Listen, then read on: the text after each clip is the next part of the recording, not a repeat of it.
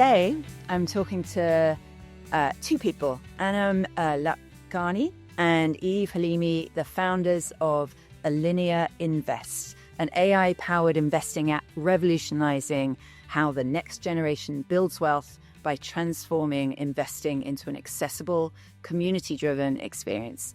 They're amazing. They have both been recognized as one of Forbes' 30 under 30. They've dabbled in finance. They've also created something that, oh my God, I got that completely wrong. Sorry. I'm going to do this one again. Sorry, Shimi. All right. Today I'm talking with Anam Lakhani and Halimi, the founders of Alinea Invest, an AI-powered investing app revolutionizing how the next generation builds wealth by transforming investing into an accessible, community-driven experience. Anam and Eve both had backgrounds in finance, but decided to create Alineia while students at Columbia after noticing that many peers were intimidated when it comes to investing. Alineia has grown fast and is backed by people like Play Ventures, Y Combinator, among others. And both women have been recognized as one of Forbes' 30 under 30.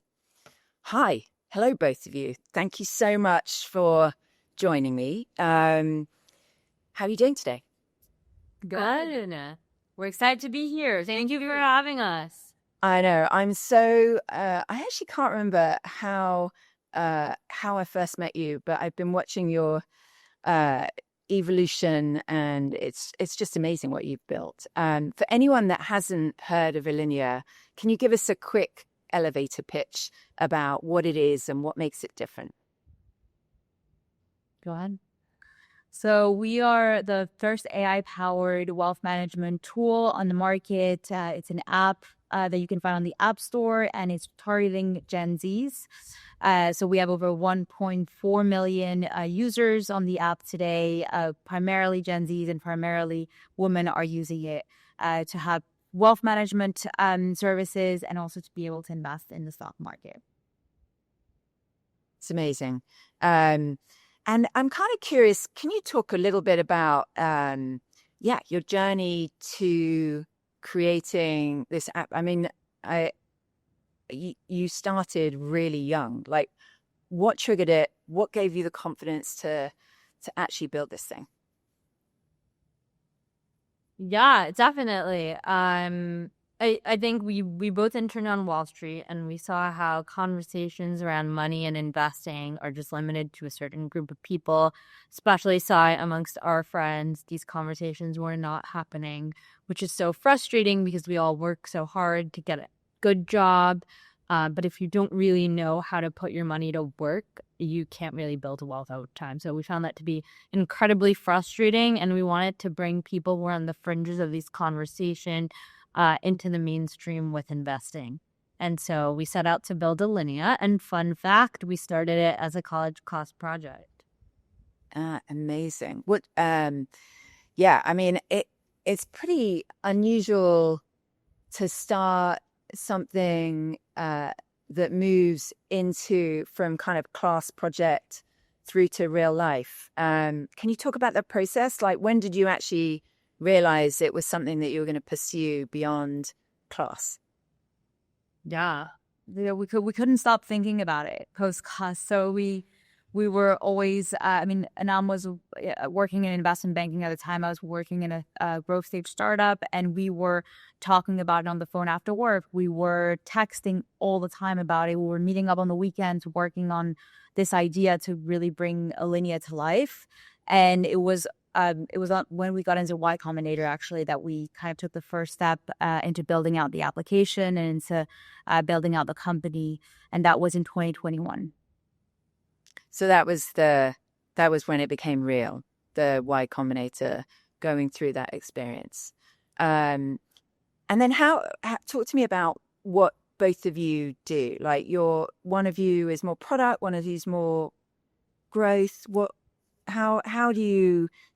is it just by chance you happen to be focused on different kind of skill sets, or that was part of how it came together? Yeah, so Eve and I have always been very aligned on the vision, and we both bring like complementary skill sets. So while I was doing investment banking, Eve was working at a growth state startup and really getting that startup experience. And so, yeah, I focus on product, Eve focuses on growth. And as most of the world's successful companies do, we try to tie those two together really well and make sure one feeds into the other. Yeah, I feel like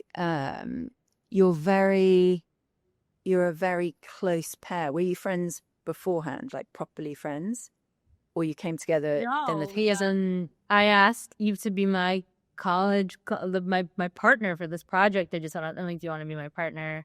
You could have chosen to do it alone or do it with a partner in class, and I'm glad I did that. It's amazing. I mean, it kind of shows the kind of serendipity of how things work, doesn't it? Yeah, every time I see you, you seem like, so close and so always together.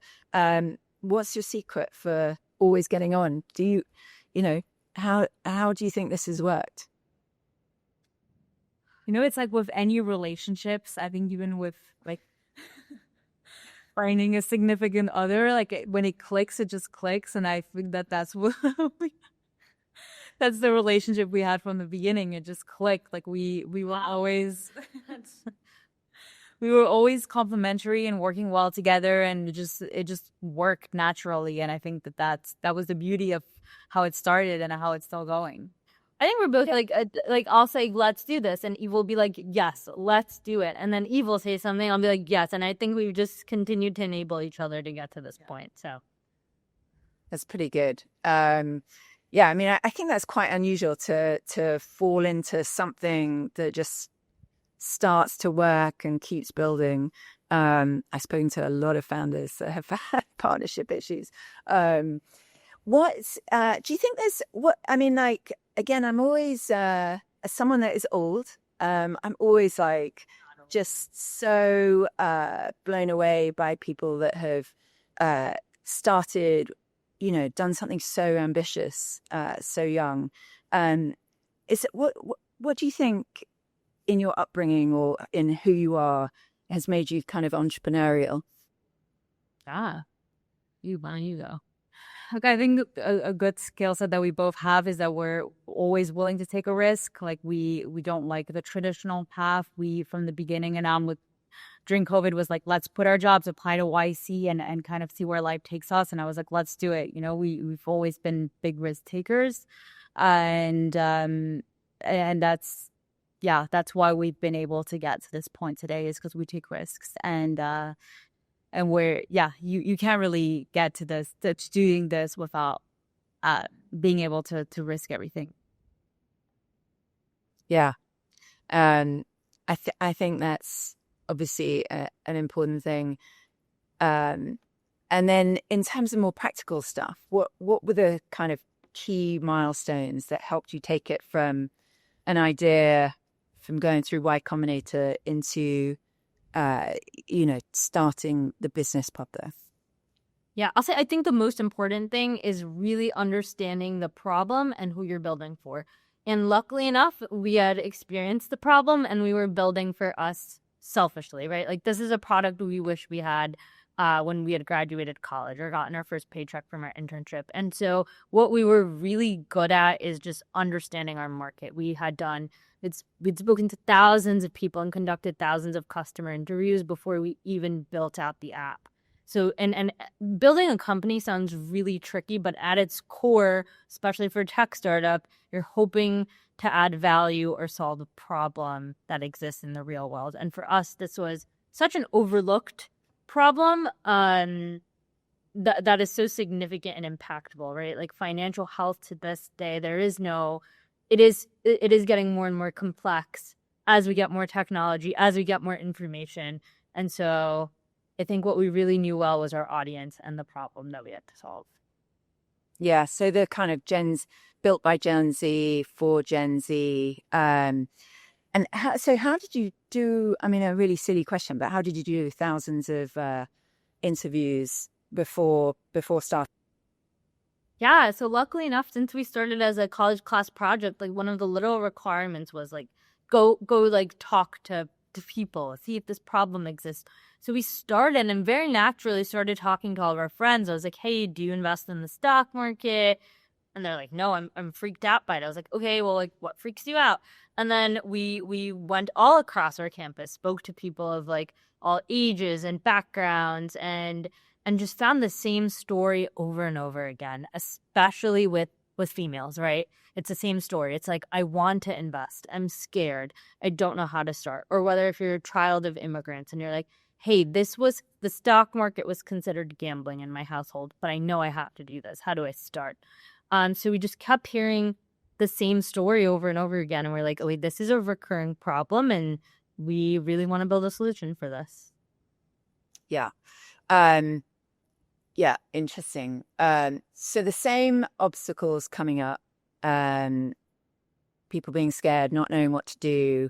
And obviously you've created this, community platform with education. It's guided with personalized strategies. What else was important to you to actually create a product that served this consumer and was different from, things like Robinhood or other kind of more general? Yeah, it actually came again from a user pain point, which was, I don't know how to get started. I don't know how much to invest. And so what's different with us is the onboarding is very well thought through. We spent over a year of thinking and building the onboarding of the app. And when you download the Alinea app, you have our AI Ally, which is our AI coach that guides you and asks you a few questions about yourself, and then will personalize an investing strategy based on what your risk tolerance is, where you live, what your age is, what city you live in, etc. And then we'll also recommend an amount that you should be investing every month. So we have a handheld onboarding that feels like you have a personal wealth advisor guiding you through making your first investment. And when we unlocked that, basically, our conversion tripled and we found a willingness to pay for our services. And so the onboarding was really critical to making Alineia successful. How do you think, this Gen Z or younger think about money differently from previous generations? Yeah, I think they're way more knowledgeable and aware. I think if we were building this 20 years ago, there was the challenge of convincing people that investing is important, especially young people. And I think after everything that happened with GameStop and news cycles and social media, what the younger generation knows is they have to take charge of their finances early on in life. And so it is something that Gen Z knows they have to do. The question is, how do I start? Where do I start? How much do I start with? Yeah. And do you, I know that I feel like your, how you market, how you think about the product also kind of takes into account your users' lifestyles and aspirations. Can you talk a little bit about how you think about your users' aspirations and desires and the whys behind why they invest? Yeah, so one thing that I think even while we were doing this as a class project, what we were really excited about is building a brand around investing and money. That really feels authentic, that is exciting, that's modern, because we didn't really see that, right? When you look at any of the traditional banks, like, they're great, they're trustworthy, but there's no fun brand around it. And so investing is scary because, first of all, it's boring and it's technical and it's complex. And it's like, well, what if we just flip this on its head and say, this is fun, this is aspirational, this fits in with your lifestyle. And that's what really excites us even to this day is redefining what investing means. And actually, tangent, but the word Alinea means a new chapter. And so for us, Alinea Invest is a new chapter in investing. Yeah, and I think in our marketing we also we use a lot of trends, so we're making it relevant by saying like, hey, girl math free written is, etc. And then we're also selling a lifestyle. So like, do you want to retire a millionaire? These are the steps that you need to do when you're younger. This is how you should be investing every month. And so we make it much more applicable to the lifestyle and the goals that they want to have instead of just focusing on product features. Yeah. So speaking Gen Z, very social first. Just out of interest, as I'm a strategist, do you have like a brand strategy, like a framework? It's written down, codified. Do you have like a, what your North Star is or your positioning?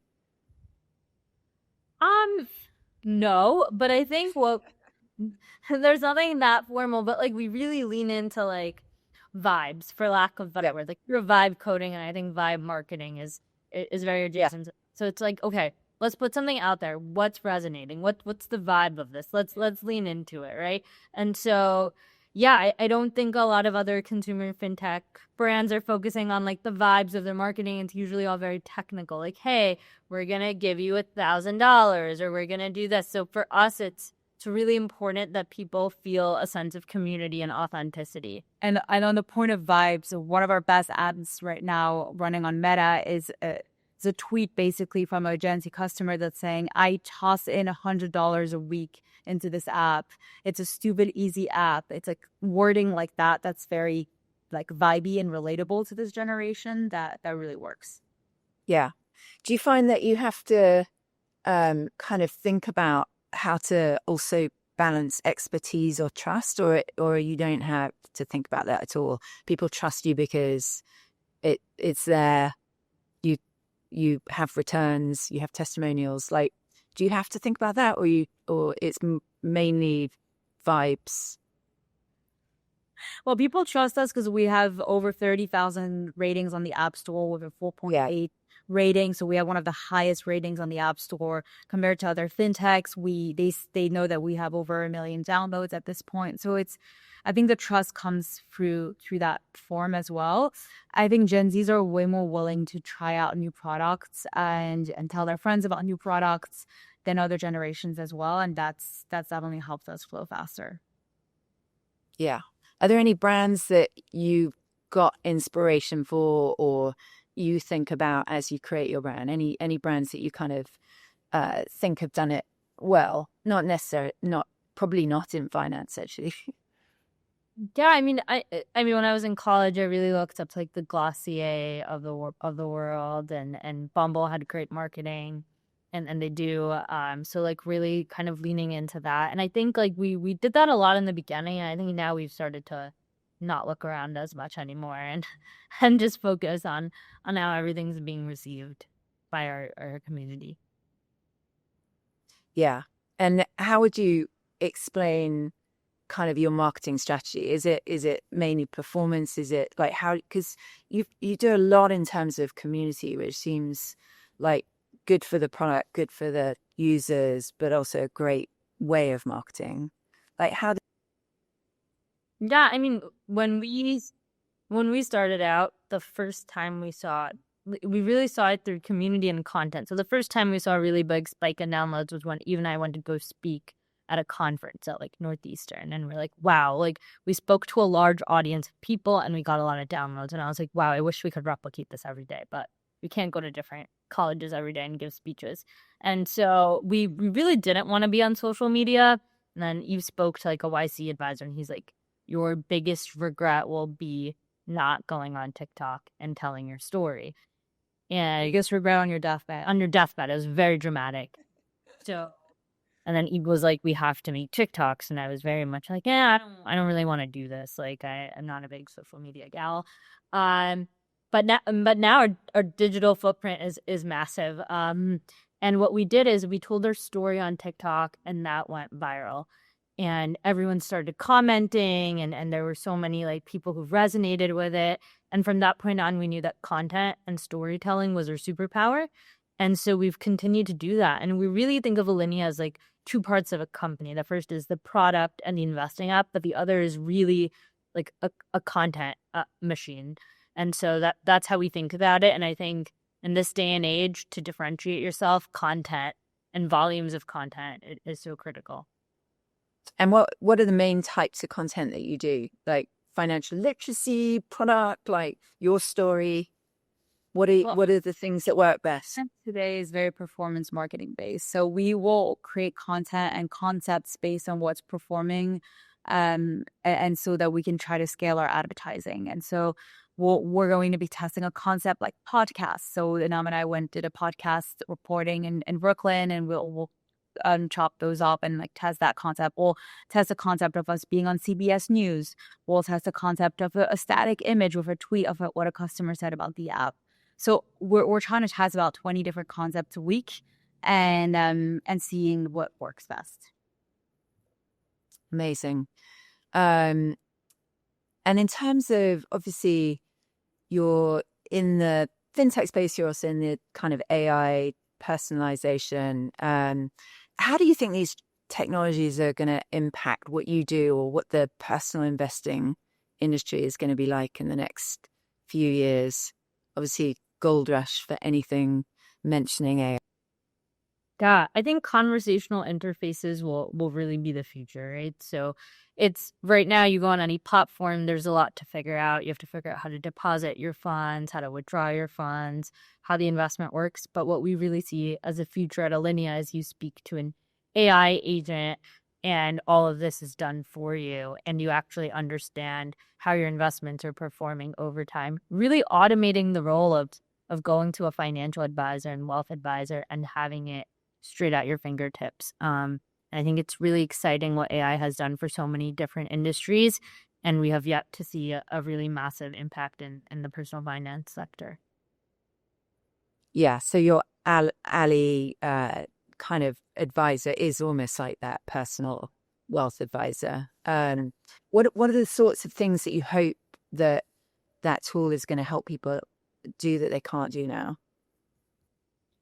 I think so much of investing is emotional, right? So it's like investing is actually pretty boring. You just have to put your money in there and do nothing. And that is really hard to do because you see headlines. Today the stock market's crashing. Today it's increasing. And so what you really need is like the guidance, the confidence, the emotional support of that.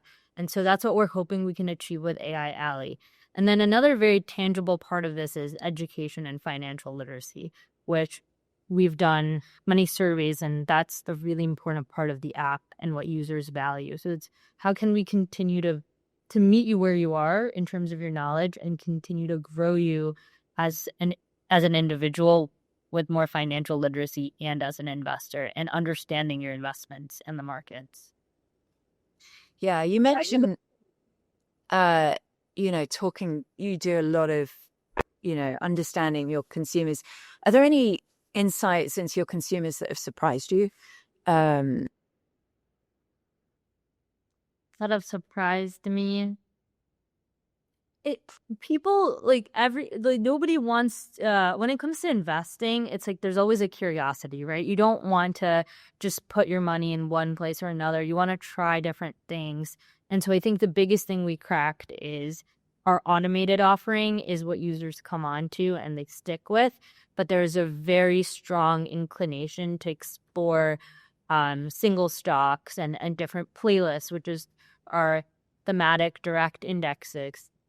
Indices. And so that was the big learning, is that it's not a one size fits all for anyone, and giving people options, but also onboarding them in a way that can help them get started. Yeah. It's interesting that the need to almost feel like you don't need to keep playing with it. The whole Robin Hood trying to invest stuff versus just going in a tracker, letting it grow over time. Any other mistakes that you think young people make within their financial kind of... I think the biggest mistake is actually not investing sooner. We see a lot of people start investing at the age of 40, 45, 50, 55, and they should have started investing at the age of 18 with just $25 a month or $100 a month. But that's what we really try to do at Alinea, is really get you started from that young age and putting in a recurring investment into the stock market, because time is the best thing, and that you'll have time is on your when you're younger, time is on your side, and you can really have a significant chunk of wealth by the time you retire if you start 10 years earlier. Yeah, I definitely think about that. The whole compounding thing. Yeah, there's a lot that time can do that other strategies can't. I saw that I think you recently closed a round. Congratulations. I'm sure it's not, I hear it's not the easiest time to fundraise generally, but what do you think? How have you gone in and talked to investors in a way that has had them believe in you and your vision? Like, any tips for other? Well, statistically, most of them don't. Yeah. I I actually think, my biggest learning is you can't ever convince anyone. They either like have this hypothesis from the start or they're excited about this or they're not. But I think it's really hard to convince someone to believe in your idea. I actually think it's the opposite. You have to find the person that already has a preconceived notion or hypothesis about the space that you're in or the market that you're serving. So those are big learnings for me. Yeah, so kind of finding the right people to talk to in the first place. Are there any meetings where you just go in there and before really anything's happened that you're like, this isn't that person? Yeah. Oh, yeah. Within like a minute, you can know that. They start checking their phone. They're not really looking at. They're asking the wrong questions. It's all in the questions that people ask and the way that they're engaged. Like it's very easy to tell. And I think for people who get started, the best way to fundraise actually is looking into your circle. So who are people that you work with? Who are people that you know well that can support you, that can give you the first investment? Like, for example, one of our investors has been like my previous former hedge fund manager who gave it and put in a check. And so these types of people will support you at the beginning, and finding those people is great to get started. Yeah. Yeah. Have there been any of your investor relationships that have helped really shape how you've grown the company strategically? Like any great examples of people not just providing capital, but actually helping with how you've grown? Or no? Not really. Not really, but I think it's with any businesses, right? You won't hear that the founder of Robinhood or the founders of Duolingo saying, "Hey, these investors, they have tier 1 investors on their cap table, but they're not the ones driving the business at the end of the day. They're great. Our investors are great. We really enjoy them. We're really lucky to have them, but they've enabled us to get further and build a team and grow our. We love our investors for the right. Yeah. I think the best investors just let you do your thing. Like, they don't derail you from your vision, and they're backing you because they believe in what you're doing. So that's what we love about our investors. And yeah, it's always great to get like intros to a certain field of people or all that sorts. But yeah, at the end of the day, I think it's important as a founder to drive your own business. Sounds good. Looking back, are there any risks you wish you'd taken sooner? I like the idea that you're pretty ballsy. You've done this pretty young, and you said that it's because you try. What have been the big swings that you? Yeah, I wish we started charging earlier. We were offering a free product for 2 years, and I wish we had figured out what people were willing to pay for earlier on. I don't really have any regret. I mean, we started the company at 23. Don't think we could have done anything sooner than that. Maybe dropping out, but I'm sure my mom is glad at my college degree. So, but I do think if we had charged earlier, we could. Yeah, we could have built. Because you build towards when you're charging, you're building towards a KPI and a North Star, and for a long time we were kind of building blindly. It takes time to learn new lessons. It took us 2 years. Yeah. How did you actually change that model then, going from allowing people in? I guess it helps you scale to deciding what the price was and how much you were going to charge. Yeah, I mean, like the VC, like the markets took a downturn. We were starting to get emails like, "Hey, you might not be able to raise funding down the line from like Y Combinator," and so just we've done this through a lot of market cycles. And so before it was like growth at all costs and zero interest environment, so it didn't matter about your revenue, especially as a young startup. We're optimizing for users, which like as Eve said, it was very difficult for us because we didn't know what we were actually optimizing for, and you're on a customer interview and you're just asking the user to like, "Hi, do you like the product?" But you really don't know until someone is willing to pay for something. And so, yeah, and then we just shifted the mental model and we're like, "Hey, we're going to charge. Let's see where this goes." And here we are today. Okay. Any particular kind of big things coming up in the next year? Any new parts of the business? What are you hoping to kind of do in the next year or two? Yeah, what I'm most excited for is that we're building out an AI Alley conversational interface that should really help you understand your investments, get recaps, and also like guide you towards, you know, how much you should be investing and how you should be diversifying your portfolio. So that's what I'm personally most excited for. I'm excited that we're going to be launching new financial products. So we'll be launching retirement accounts later this year. We're going to be launching crypto. And so you'll be able to just diversify your portfolio even more on Alinea. Okay. I love that, you know, I've looked at quite a bit of your kind of press, and again, you're very much, it seems like you're very much the kind of faces of the brand, and you seem very comfortable at that. Did it come easy? I mean, how do you, again, how's your confidence grown over time doing this? You know, it's something I try not to think about. It's just, I don't think about it too much is the honest answer. Because the more you think about it, the more you psych yourself out. So, you know, we're excited about what we're building. We love talking about what we're doing and sharing it with the world. So we will come on and do that for as long as we can. Okay. You both seem pretty grounded. I'm just wondering if there are any tools or practices or things that you kind of use to stay sane as you build this, and obviously probably spending a large part of your life focused on, you know, making this a success. Wow. Why don't you go? How are you staying grounded these days? Walking to work helps. That's walking to work? Yeah. Walking to work or walking. No, I think it's yeah, I don't know. I honestly don't have an answer for that. I have a cat named Peach, and he keeps me really grounded.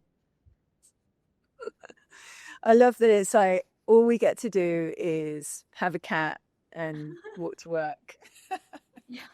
No, but walk could help. Like if we go on a walk, like, you know, things are never that bad, and you should not think Yeah.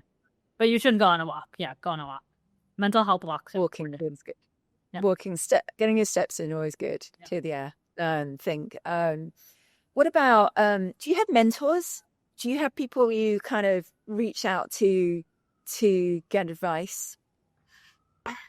Yeah, we do talk to a few founders who are ahead of us, and I think that has actually helped us a lot over the last 2 years. So we used to talk to Series A founders who were doing X amount of revenue, and now we talk to Series B founders, and being around those types of people and asking them questions has definitely been helpful for us.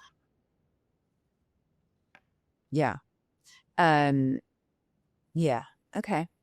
I'm curious if what you do to kind of keep up with your trends and social stuff, and are there any Substacks, podcasts, people you follow to get inspiration and keep up with it, or do you have a team that kind of does that stuff? No, honestly, we do it. I mean, I hate to admit it, but I'm scrolling at night. We're looking through TikTok. We're looking on Instagram. We're talking about social media trends. Even I love podcasts. We're always sending each other different podcasts to listen to on our way to work. And Any on your walks to work? off to work. Yeah. Any that you'd like to give a shout out to, or just generally always scrolling? Yeah, I mean, I love 20 VC, how I built this, acquired all the big startup tech podcasts. Yeah. Out of interest, how many people work with you? How big is your team? We're 20. And what sort of roles are they? So you have engineers, designers, growth marketers, data people, and customer support. Okay, it's pretty lean. It's kind of amazing. We'll always keep it lean. Okay. Any goals, personal or business wise, in the next few years / long term? What does success look like? Success looks like every household in America knows about Alinea and someone in the family's using it. It's pretty good. Not just the young people, just everyone. Everyone, yes. It's a pretty good goal. All right, I'm going to go to last set of questions. Just kind of quick fire. Nothing too hard. What's a recent investment, either personal or financial, that's made you happy? I can't say my cat again, so I don't know.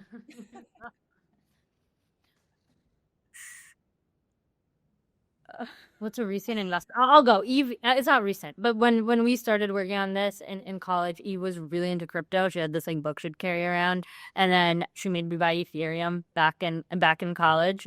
So I'm grateful for that. Thanks for the rec, Eve. It's pretty good. It's probably done pretty well. Yeah, thanks, Eve. All right. Tell me, do you have any guilty pleasures? Mine is ice cream. I love ice cream. Mine is having a cigarette. Having what? A cigarette. Guys, you're on it, girl. Okay. What's the best career advice, worst career advice you've ever had? On best career advice, go for it. Just do it. Yeah. Worst career advice is take everyone's advice. Like, just go overthink. Bad career advice, don't. Is there anything that you wish you'd learned earlier? I think honestly, the hardest thing is always trusting yourself, right? So you go to these VCs and you pitch them, and everyone's telling you're wrong, and it gets really hard to just believe in yourself. So that is a constant skill in progress. What are your superpowers that you think have helped you be successful? Marketing. I think marketing has taken us further than a lot of other fintechs because we have an edge there. Really, like being the customer and being close to your community is super important. Yeah. And that's why you're good at the marketing, or what in particular has made you so good at the marketing? Yeah, we can create content that we would enjoy seeing instead of a fidelity ad. Okay. Anything that you're trying to work on and get better at? So much stuff. It's a long list. To be generic and buzzwordy, like I'm always thinking about AI, like how can we use AI in the team to increase productivity, to better serve our customers, to increase our product velocity. And so constantly on that, I think just being like getting better at just being more and more customer obsessed and really focusing on like as small as the details go, like what do our users need, and as big as they go as like what is a different financial product that they'll need down the line. Biggest money mistake you've ever made? You might have already answered this, but should have bought more stocks and a crypto when I was 18. Anything else? Or just should have bought more crypto? Should have invested more regularly in the stock market from a younger age. Do you think real estate is a good investment? I think it's always good to diversify your portfolio. All right. Last question. So tell me someone or something that you're professionally jealous of. I'm gonna say Brian Trusky from Airbnb. I think he just posted yesterday. It's been like 17 years since he launched it. I really looked up to Airbnb applying to Y Combinator. And I think they've built such a big consumer company that is so well designed, and they continue to serve their customers. So yeah, and they're global. Brian Trusky. It's a pretty good one. Creates. I'm not jealous of their product, but I am jealous of their product velocity, and that's Robinhood. I think Vlad has built an incredible velocity over there, and they're shipping like crazy since the IPO, and that's really remarkable. Amazing. Thank you both so much. Thank you to anyone who's watched this, listened to this. Please take a look at some of the other episodes too. You can find them on Spotify, Apple, professionaljealousy.com, YouTube. Get in touch if you have any questions, feedback, or importantly, anyone that you'd like featured on the podcast. A quick thank you to the Unreasonable Studios and producer Shemi Boyle. Please share, rate, comment. Thank you so much.